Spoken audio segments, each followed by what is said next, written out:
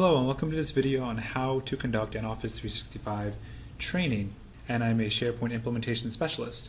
I've moved probably about 150 different organizations to SharePoint.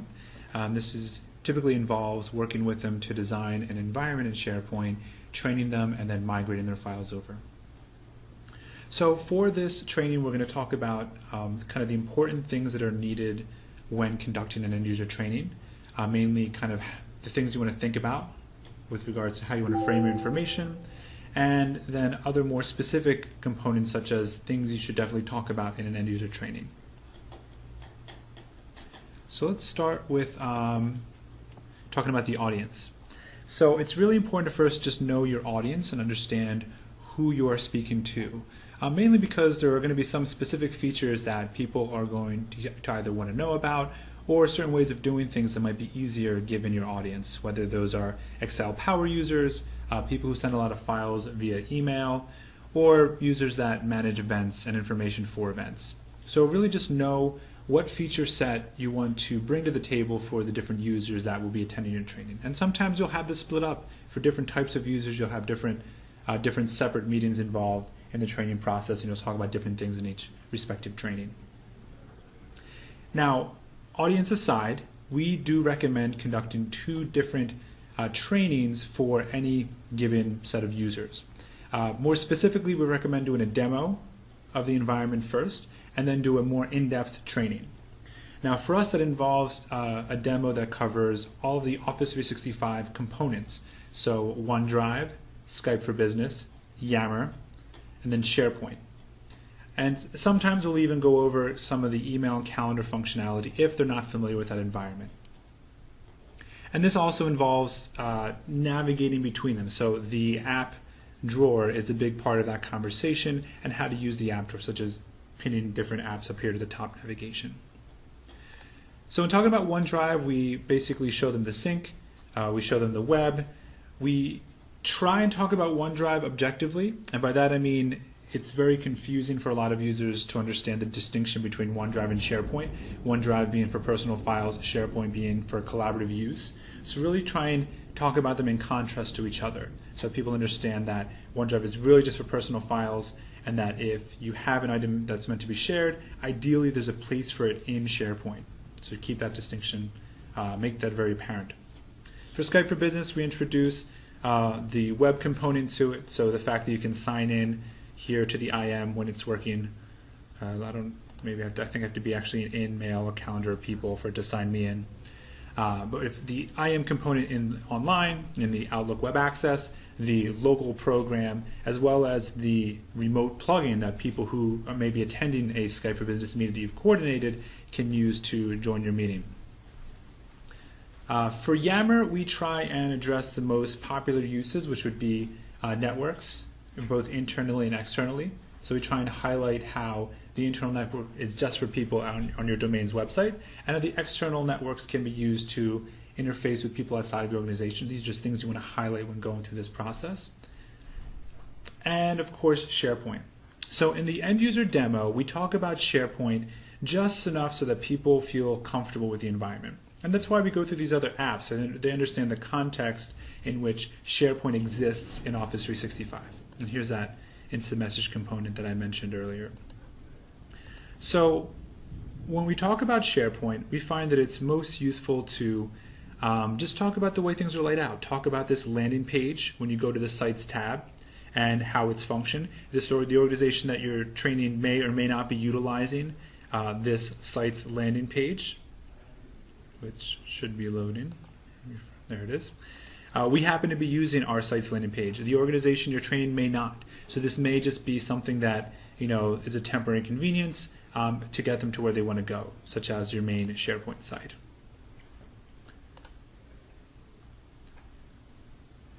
So once we're here, we encourage you to just talk about the basic layout, and also recommend bookmarking, and really encouraging people to bookmark so that when they get here, they can bookmark this page, so they don't have to go through all of the other steps to get to this main home page. So in SharePoint, the things you definitely want to focus on are the top navigation, more specifically how it remains consistent, the left navigation and how it changes from site to site, the actual site navigation, so how you can go through the different sites here and click on a different site and go to another site. And then document libraries. So it's really important for people to understand document libraries because they're already familiar with the idea of saving files in a server environment or in a special folder, such as a Dropbox folder or a Google Drive folder. So the document library is really what's going to help this click for the end user. Once they understand what a document library is, it becomes much more easier for them to kind of adapt this environment a little bit better. So I'm going to go to one of our sites called Cloud Services, and I'm going to go to a document library, more specifically Cloud Documents. So the things you want to cover here are just uploading a document and opening a file, a Word document collaboratively. That's it. Just because it's enough for people to understand, okay, files go here, here's some folders, maybe go through some of the subfolders if it's a live environment. If it's pre-migration, then maybe you want to create a folder and add a file to it, just to have something to show them, hey, here's a file in this environment. And using Word collaboratively through the Word Online web app is really, really useful as well because it shows them some functionality that they may have never thought about. The real-time collaborative editing that you get through Word Online is new, it's exciting.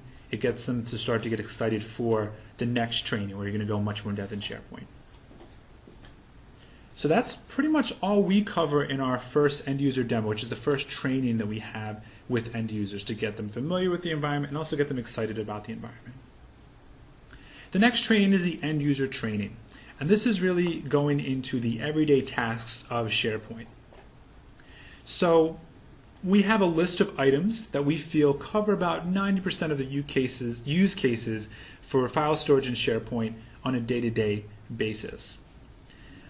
So the way that we found this works best is to first introduce interacting with files. So we lay out 3 different ways of working with files. The first is through the online app. So for instance, let's create a new Word document.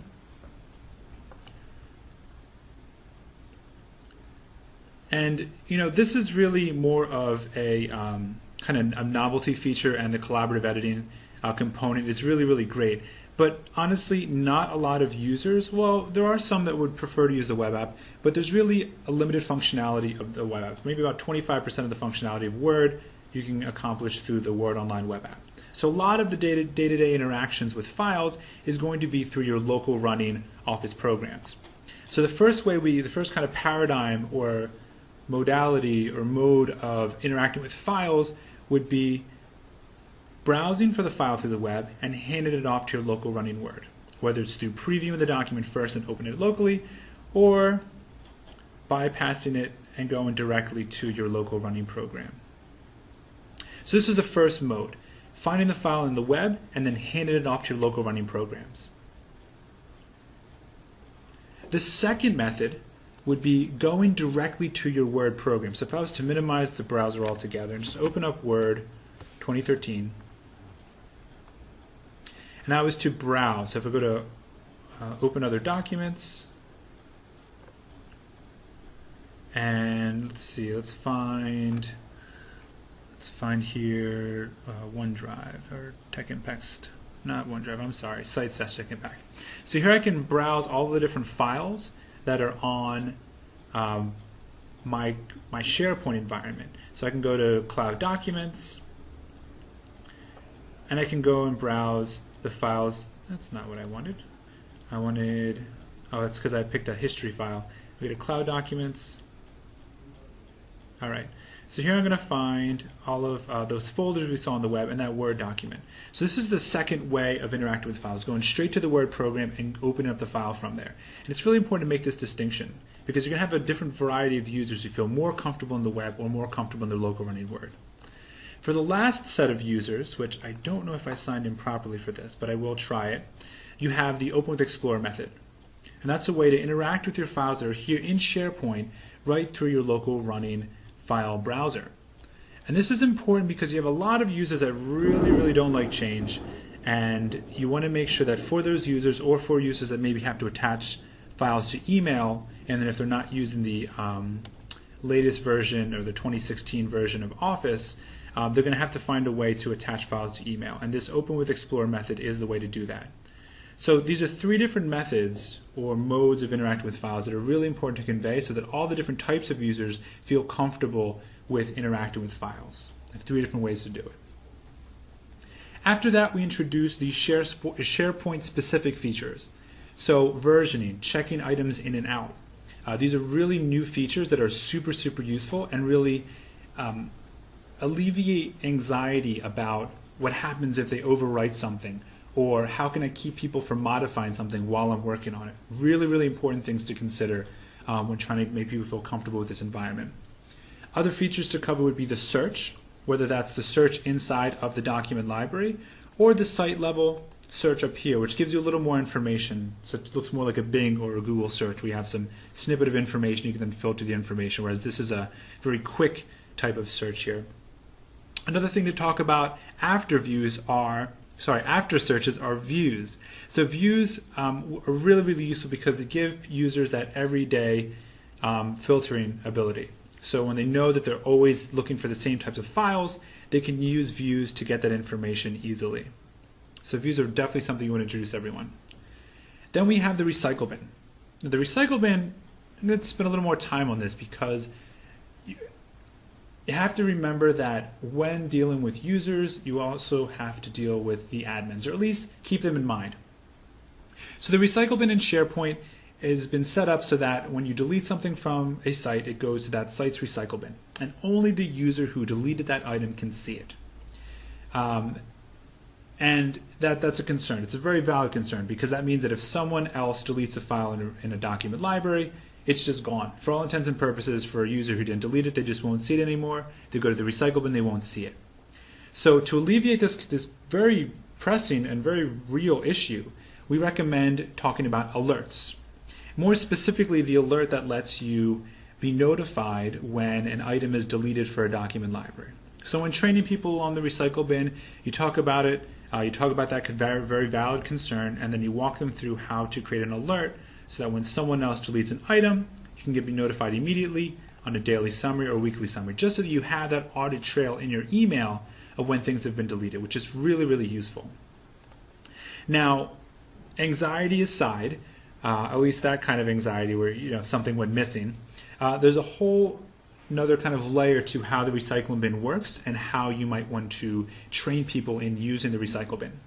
So the recycle bin has a end user component where the end user can see files that they have sent to the recycle bin within a given site. An administrator in SharePoint can see all of the files across all of the sites.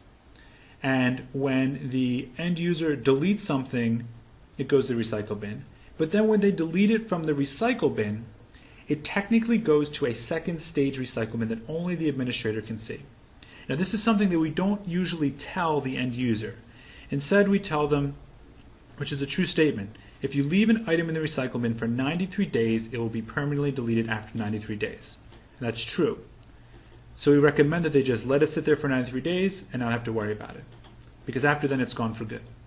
And this is important because if they knew that they could just delete it and then get an admin to restore it, they're not going to think twice about deleting it permanently. We'll send it to the second stage recycle bin more specifically. But it really puts the onus on them to know that they should keep something for 93 days just in case they need it. So they're not bothering someone else to get that information, but owning the responsibility of having it available. So that's the best way that we recommend training end users on the recycle bin. Knowing that, not really telling them that if they have a catch-all if it is deleted, but rather telling them to let it sit there for 93 days. Outside of those basic functions, there's some everyday tasks we try and cover and make sure that it's important for people to know how to do. So for example, emailing files, whether that's through a link, which is important to understand as a huge paradigm shift for most users where they're previously sending emails, attachments with files, they will now be sending links to files. And in conjunction with versioning, this makes a really great audit trail and the ability to see all the different changes of a document as it gets worked on by different users in an organization. And then bookmarking items. So I mentioned earlier when we first logged in, it was important to bookmark. It's important to also remind end users that everything they see is a bookmark. Whether it's a folder, a file, a site, an app, a document library, all of those items can be bookmarked for easy access in the future. That's really all there is to talk about in the Everyday Tasks training in SharePoint. Like I said, we have had about 90% of the functionality fall under the umbrella of those topics I just mentioned. Unless, of course, they're doing more advanced functionality, but my primary focus is really getting people's files up in SharePoint.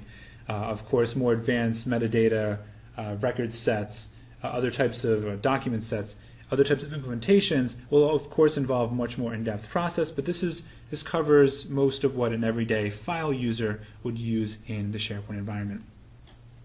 The last thing I'll mention is about scheduling. So we found that typically, well, in our implementations, end-user trainings usually revolve around the migrations themselves. This means that we found that it works best when possible and when the group's not too large to do the demo before the migration to introduce everyone to the environment in an empty, kind of like a scaffold, because the sites are there, the document libraries are there, but there are no files.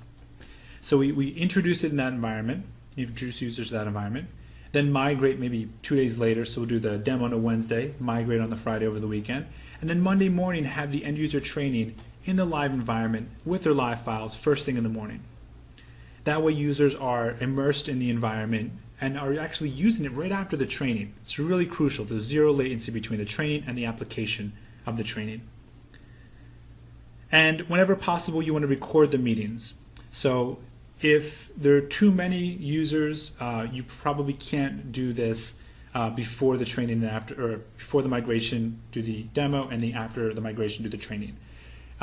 So you're probably going to want to do both trainings, the demo and the training, before the migration, record them both, and make them available for everyone so that they can have that information beforehand, see it, and then come Monday morning they could use it as a reference.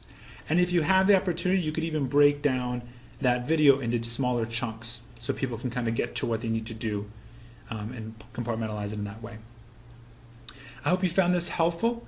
We've based this system on years of trainings and found what works best, taken feedback into account into this process. So we hope it'll help you out. Thank you for your time.